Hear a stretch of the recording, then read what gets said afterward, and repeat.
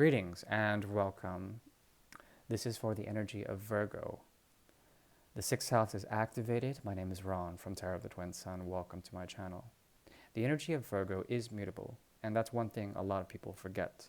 In this, there is the ability to focus on the mundane details or perhaps the hyperactive details that make up any formulated structure. Okay? Now, the energy of Virgo is very much devoted to this as well as to the finer details. In that respect, they are an artist. Out of all the earth signs, they are the most artistic, I would reckon. The energy of Mercury is strong in this reading.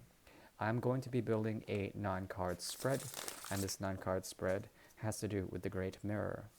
The Great Mirror is a tool that will hopefully provide objective appearances between you and someone else, and these appearances can be swayed by subjective karmatic or karmic sort of undertones, meaning that the action that plays out is a sense that has to be done, but is not, may or may not be totally sort of illuminated, or it may activate in the shadow aspects of the conscious connection between you and this person. So we'll go ahead and look into that.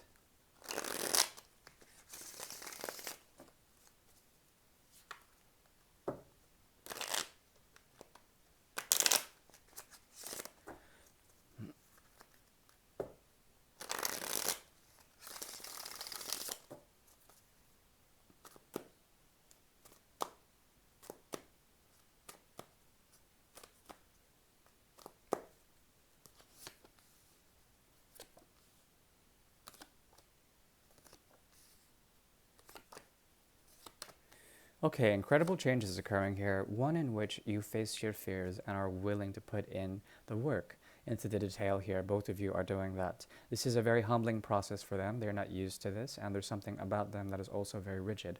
Capricornian, Saturnian, perhaps Aquarian. Fortunately, what's going on now is a union of energies, and it requires a great deal of setting down of ego, setting down of needs for expectation.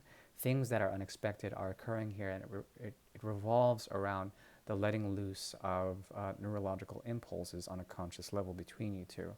These are the harmonious aspects that will lead you to some form of blessing or the other with this person. Now, what is happening on a subconscious level, on the realm of intention as well as the realm of magic, boundaries are being created, especially for your territory, to protect against slow invaders that would offer something to you. Now, the thing is that you're very comfortable where you're at. No longer are you fearing, or no longer are you thinking about this connection. Perhaps this is growing in some sort of way. A growth of non-thinking, non-fear is very strongly affecting you in a good way. It'd also be a growth of courage, a lessening of fears, this whole dynamic, an accentuation of that, and that's providing a sense of good connection between you and this person. The details are emerging, and it has to do with a great romance that meets between two feminine, nurturing aspects, the Empress as well as the Queen of Cups. There's something very conditional about the connection that you guys have with each other, one that involves the condition. It presupposes the condition that you have to let go of certain thoughts or certain patterns that have not been serving the connection, okay?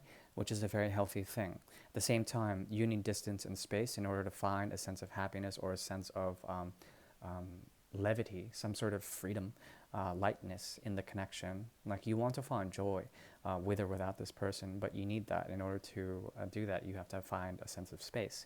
This person is very, very much committed to offering you at least some form of time or energy in a very mature way, but at the same time, there's something about them that can be very stagnant because they are not willing to cross your boundaries, which is a very respectful thing to do.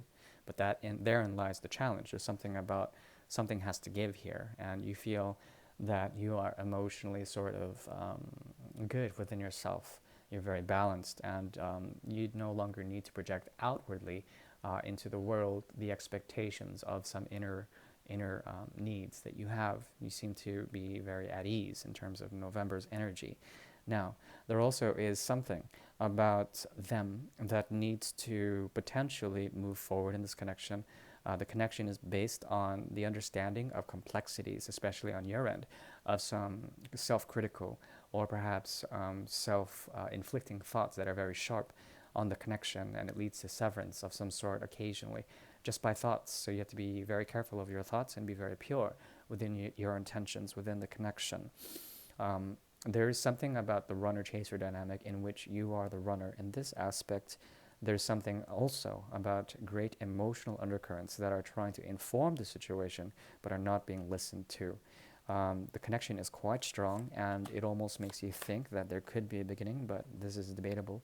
Not only that, both of you are not willing to move from the throne. There's a lot of hesitancy um, to make this connection happen. Deep down inside, there is fundamental lessons here that have to do with a connection that may seem like a soul connection at first, but are actually it's actually just shadow work that needs to be worked here. That has to do with the prison of the mind, breaking free of that, or totally revolutionizing that. I think you're taking the steps towards that. Now, it's important to know also that there is possibly some form of emotional undercurrent that might be affecting your choices for the month of October, or rather November. So it's important that you address these choices as well as the emotional or perhaps the inner expectations and the inner drives that are emotional in nature that you need to sort of address. These are based on Neptune, Pluto, as well as, um, what's the other one? One second. Neptune, Pluto, as well as Mars, and as the moon. These are important planets to focus on if you wanted. Okay, short and sweet, that's how I like it. My dear Virgo, please take care now. Bye.